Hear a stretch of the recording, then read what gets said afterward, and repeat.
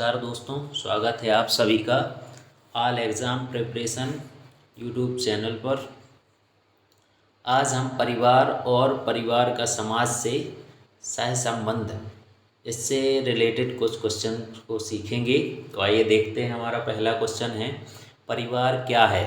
परिवार एक समूह है या एक समुदाय है या एक सामाजिक संस्था है या एक भीड़? तो इसका सही ऑप्शन होगा परिवार एक सामाजिक संस्था है। परिवार क्या है? परिवार एक सामाजिक संस्था है। आइए देखते हैं। अगला क्वेश्चन है हमारा, समाज शास्त्रियों के अनुसार परिवार में होना चाहिए क्या क्या? पति पत्नी और बच्चों का होना अनिवार्य है।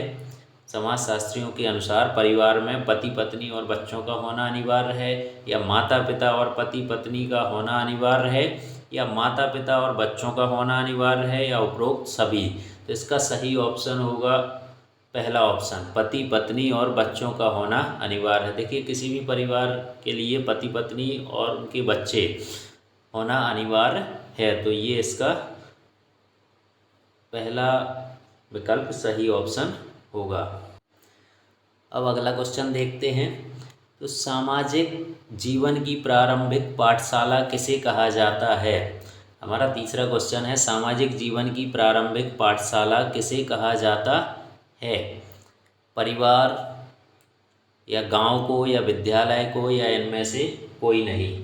तो देखिए, सामाजिक जीवन की प्रारंभिक पाठशाला परिवार को कहा जाता है। क्योंकि बच्चा परिवार में जन्म लेता है, वहीं से सबसे पहले महत्वपूर्ण चीज़ें सीखता है। अगला क्वेश्चन है हमारा, किसने परिवार की कार्यों का वर्गीकरण आवश्यक और अनावश्यक रूप में किया?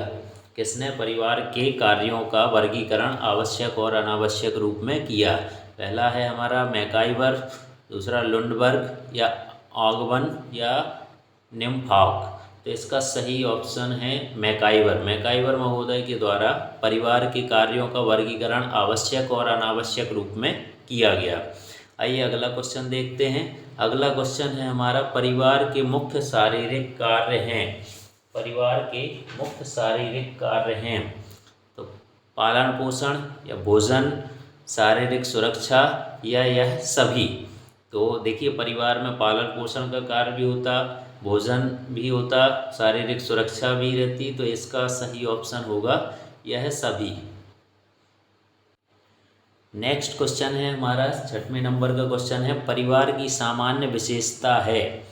परिवार में क्या विशेषता पाई जाती? विवाह संबंध, सामान्य निवास, वंशवाद, या फिर ये सभी? तो देखिए, परिवार में ये सभी व्यवस्थाएं पाई जाती, विवाह संबंध भी होते हैं, सामान्य निवास भी है, वंशवाद भी होता। तो इसका सही ऑप्शन है ऑप्शन डी, परिवार की सामान्य विशेषताएं सभी हैं। विवाह संबंध भी, सामान्य निवास भी, वंशवाद भी, ये सभी है।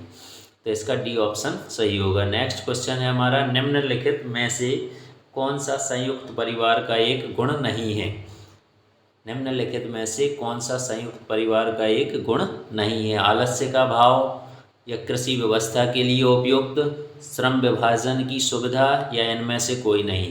तो देखिए, कृषि व्यवस्था के लिए बड़ा परिवार होता है संयुक्त परिवार, तो ये उपयुक्त होता है। श्रम विभाजन की सुविधा भी होती है, तो इसका जो ऑप्शन है ऑप्शन आ सही होगा, आलस्य का भाव। चूँकि संयुक्त परिवार में आलस्य का भाव नहीं पाया जाता है, तो ये इसका गुण नहीं है संयुक्त परिवार का। अगला क्वेश्चन देखते हैं हम, एकल परिवार के तीव्र प्रचलन के लिए क्या उत्तरदायी है? महंगाई, या जनसंख्या, या कलह की संभावना में कमी, या ये सभी? तो देखिए, इसका सही ऑप्शन होगा यह सभी। देखिए, महंगाई बढ़ने की वजह से भी एकल परिवार हो रहे हैं, जनसंख्या ज़्यादा बढ़ रही है, इस वजह से भी परिवार विघटित होते चले जा रहे, कलह की संभावना में कमी भी इसका एक कारण है। तो इसके लिए हमारा डी ऑप्शन सही होगा, यह सभी। अगला प्रश्न है हमारा, भारतीय परिवार का स्वरूप है मातृसत्तात्मक, या पितृसत्तात्मक, या मातृस्थानीय, या इनमें से कोई नहीं? तो देखिए, भारतीय परिवार का जो स्वरूप है वो पितृसत्तात्मक है। चूँकि विवाह के उपरांत पति के घर में रहने के लिए जाना पड़ता है महिलाओं को, तो यहाँ पितृसत्तात्मक परिवार भारत में पाया जाता है। नेक्स्ट क्वेश्चन हमारा है, निम्नलिखित में से कौन सा परिवार समरक्त संबंधी परिवार का उदाहरण है? एकल परिवार या वैवाहिक परिवार या संयुक्त परिवार या यह सभी? तो देखिए, समरक्त परिवार, समरक्त संबंधी परिवार का उदाहरण इसमें से होगा हमारा संयुक्त परिवार, क्योंकि संयुक्त परिवार में लगभग सभी लोग समरक्त संबंधी रहते हैं, तो इसका सा ऑप्शन सही होगा। अगला क्वेश्चन है हमारा, किस प्रकार के परिवार में विवाहित युगल स्त्री के परिवार के साथ निवास करते हैं? किस प्रकार के परिवार में विवाहित युगल स्त्री के परिवार के साथ निवास करते हैं? तो इसका सीधा सीधा बी ऑप्शन हमें दिखाई दे रहा, मातृस्थान। चूँकि विवाह के उपरांत पति जो है पत्नी के घर में निवास करता है, तो इसका सही ऑप्शन होगा मातृस्थान।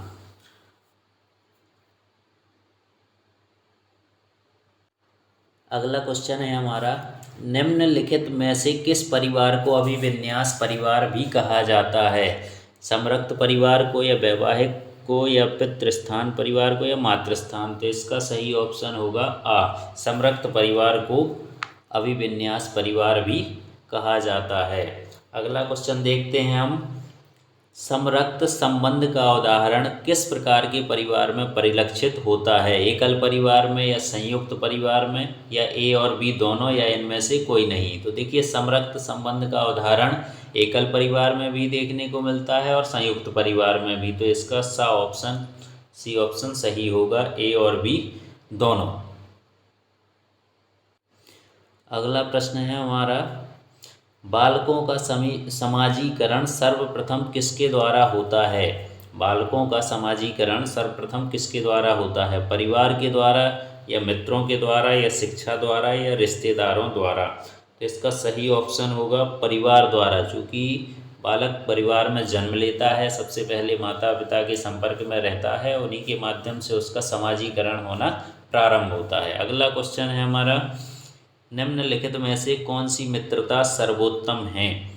आनंद की मित्रता, उपयोगिता की मित्रता या अच्छाई की मित्रता या फिर ये सभी?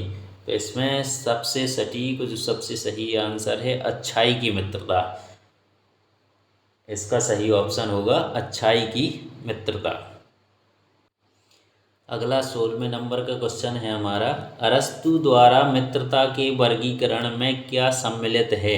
अरस्तु के द्वारा जो मित्रता का वर्गीकरण किया गया उसमें क्या सम्मिलित है? उपयोगिता की मित्रता या आनंद की मित्रता या अच्छाई की मित्रता या फिर ये सभी? तो अरस्तु के द्वारा जो मित्रता का वर्गीकरण किया गया वो इन्हीं तीनों के आधार पर किया गया, उपयोगिता की मित्रता, आनंद की मित्रता और अच्छाई की मित्रता, ये तीनों इसमें सम्मिलित हैं, तो यह सभी इसका सही ऑप्शन होगा। रिश्ते का क्या आधार होता है? हमारा अगला क्वेश्चन है, रिश्ते का क्या आधार होता है? रक्त या विवाह या भावनाएं या फिर सभी? तो देखिए, रिश्ते के लिए ये सभी चीज़ें मायने रखती हैं। रक्त संबंध के माध्यम से भी रिश्ते जुड़ते हैं, विवाह के माध्यम से भी जुड़ते हैं, भावनाओं से भी जुड़ते हैं, तो इसका सही ऑप्शन होगा डी, यह सभी। अगला क्वेश्चन है हमारा, समरक्त संबंध में संबंध का आधार क्या होता है? समरक्त संबंध में संबंध का आधार क्या होता है? रक्त या विवाह या एक और दो दोनों या फिर इनमें से या ये सभी? नेक्स्ट क्वेश्चन था, समरक्त संबंध में संबंध का आधार क्या होता है? तो देखिए, समरक्त संबंध में संबंध का आधार क्या होता है? रक्त या विवाह या एक और दो दोनों या इनमें से कोई नहीं? तो समरक्त संबंध में संबंध का आधार होता है रक्त। नेक्स्ट 19 नंबर का क्वेश्चन है हमारा, परिवार एक इकाई होता है जिसमें माँ, पिता और उनके 2 बच्चे होते हैं। यह कथन सही नहीं है, क्योंकि इस कथन में यह स्पष्ट करना चाहिए कि बच्चे जैविक होते हैं। या बी ऑप्शन है, सही नहीं है क्योंकि परिवार कई प्रकार के होते हैं तथा परिवार का केवल एक ही प्रकार में वर्गीकरण नहीं किया जा सकता। या तीसरा ऑप्शन है, सत्य है क्योंकि यह किसी आदर्श परिवार का आकार है, या डी ऑप्शन है इसका सत्य है क्योंकि सभी भारतीय परिवार इसी प्रकार के होते हैं। तो देखिए क्वेश्चन हमारा कह रहा था परिवार एक इकाई होता है जिसमें माँ, पिता और उनके 2 बच्चे होते हैं। यह कथन सी नंबर का इसमें सही होगा, सत्य है क्योंकि यह किसी आदर्श परिवार का आकार है। देखिए आदर्श परिवार में माता पिता और उनके 2 बच्चे शामिल होते हैं, तो इसका सही ऑप्शन होगा सा नंबर का, सत्य है क्योंकि यह किसी आदर्श परिवार का आकार है। अब हमारा नेक्स्ट क्वेश्चन है, भारत में बड़े बुजुर्गों को क्या माना जाता है? भारत में बड़े बुजुर्गों को क्या माना जाता है? बोझ या उत्तरदायित्व या पथ प्रदर्शक या सुरक्षाकर्मी? तो भारत में बड़े बुजुर्गों को हम पथ प्रदर्शक मानते हैं, क्योंकि हम लोग अपने बड़े बुजुर्गों का सम्मान करते हैं, उनसे राय सलाह लेकर के काम करते हैं, तो उन्हें हम पथ प्रदर्शक मानते हैं। नेक्स्ट क्वेश्चन है हमारा, परिवार में किन का होना अगली पीढ़ी के बच्चों में सांस्कृतिक वातावरण को प्रभावी बनाता है? बुजुर्गों का या किशोर वय बालकों का या महिलाओं का या छोटे छोटे बच्चों का? तो देखिए अगली पीढ़ी में जो सांस्कृतिक वातावरण है वो ट्रांसफ़र होता है बुजुर्गों के माध्यम से। बुजुर्ग बच्चों को कहानी सिखाते हैं, अच्छे संस्कार सिखाते हैं। तो इसका जो सही ऑप्शन होगा, परिवार में किन के होने से अगली पीढ़ी में के बच्चों में सांस्कृतिक वातावरण को प्रभावी बनाते हैं, तो बुजुर्गों का। नेक्स्ट क्वेश्चन है हमारा, किस प्रकार के व्यक्ति के पास स्वच्छ वातावरण तथा तनाव मुक्त परिवेश का निर्माण करना परिवार का उत्तरदायित्व है? तो देखिए इनमें से किस प्रकार के व्यक्ति के पास हमें साफ सफाई स्वच्छता रखना और वहाँ तनाव मुक्त वातावरण रखना बहुत आवश्यक है? बुजुर्ग के पास, किशोर के पास, या बीमार व्यक्ति के पास, या अतिथि के पास? तो इसका सही ऑप्शन होगा सी, बीमार व्यक्ति के पास। तीसरा ऑप्शन इसका बिल्कुल सही ऑप्शन होगा। अगला क्वेश्चन है हमारा, किस आयु वर्ग के व्यक्ति के व्यसनों में पड़ने की अधिक संभावना होती है? देखिए पहला ऑप्शन है शिशु, दूसरा ऑप्शन है किशोर, तीसरा बुजुर्ग, चौथा इनमें से कोई नहीं। देखिए किस आयु, किशोर अवस्था एक ऐसी अवस्था होती है जहां अक्सर बच्चे गलत संगत में पड़ जाते हैं। तो इसका जो सही ऑप्शन है वो है बी, ऑप्शन है, व्यसनों में पड़ने की अधिक संभावना किशोर अवस्था में रहती है। नेक्स्ट क्वेश्चन है हमारा, कैरियर निर्माण के प्रति किस आयु वर्ग के बच्चों को अधिक सचेत रहना होता है? 24 नंबर का क्वेश्चन है हमारा, कैरियर निर्माण के प्रति किस आयु वर्ग के बच्चों को अधिक सचेत रहना होता है? शिशुओं को, या किशोरों को, या युवा को, या बुजुर्ग को? तो देखिए किशोर को, ये चूँकि एक अलग ही उम्र होती है, इसमें हर प्रकार से दबाव रहता है, कैरियर को चूज़ करने का भी दबाव कि हमें क्या आगे कैरियर बनाना है, क्योंकि शिशुओं को इस सब चीज़ों से कोई मतलब नहीं होता है। युवा व्यक्ति अपना कैरियर चूज़ कर चुका होता है, बुजुर्ग तो लास्ट में आते हैं। तो इसका सही ऑप्शन होगा बी, किशोर। नेक्स्ट क्वेश्चन है हमारा 25वें नंबर का, बच्चों के समाजीकरण का पहला कार्य कहाँ संभव होता है? पुस्तकालय में, या परिवार में, या बाजार में, या विद्यालय में? तो इसका सही ऑप्शन होगा परिवार में। देखिए बच्चों का समाजीकरण का जो पहला कार्य प्रारंभ होता है वो परिवार से ही शुरू होता है। नेक्स्ट क्वेश्चन है हमारा 26 नंबर का, विशिष्ट आवश्यकता वाले बच्चों की किस प्रवृत्तियों पर अधिक ध्यान देना होता है? हमें विशिष्ट आवश्यकता वाले बच्चों के किस प्रवृत्तियों पर अधिक ध्यान देना होता है? पोषण एवं स्वास्थ्य पर, या फिर सुरक्षा पर उनकी, या खेलकूद पर, या शिक्षा पर? तो देखिए जो विशिष्ट आवश्यकता वाले बच्चे होते हैं उनके पोषण एवं स्वास्थ्य पर हमें अधिक ध्यान देने की आवश्यकता है, ताकि वो बहुत बेटर तरीके से अपना जीवन यापन कर सके और उनमें कुपोषण की समस्या ना बने। अगला क्वेश्चन है हमारा, निम्नलिखित में से कौन सा सही विकल्प नहीं है? किशोर बालकों के रहन सहन पर ध्यान देना होता है, बिल्कुल सही है ये। हमें किशोर बालकों के ऊपर ध्यान देना बहुत आवश्यक है कि कहीं ये गलत संगत में तो नहीं पड़ रहे, या कोई और इस प्रकार की गतिविधियों में संलग्न तो नहीं है। नेक्स्ट, परिवार में बुजुर्गों की देखभाल जरूरी है, ये भी बिल्कुल सही है। और विशिष्ट आवश्यकता वाले बच्चों को अधिक देखभाल की ज़रूरत नहीं होती, इसमें हमारा क्वेश्चन कह रहा है कि विशिष्ट आवश्यकता वाले बच्चों को अधिक देखभाल की ज़रूरत नहीं होती, तो ये इसमें से सही विकल्प नहीं है। विशिष्ट आवश्यकता वाले बच्चों को देखभाल की ज़रूरत होती है, तो सी ऑप्शन इसका सही ऑप्शन होगा। नेक्स्ट क्वेश्चन है हमारा, बच्चों की परंपरागत कौशल तथा अनौपचारिक शिक्षा की प्राप्ति सबसे पहले कहाँ से प्राप्त होती है? समाज से या बाजार से या परिवार से या मित्रों से?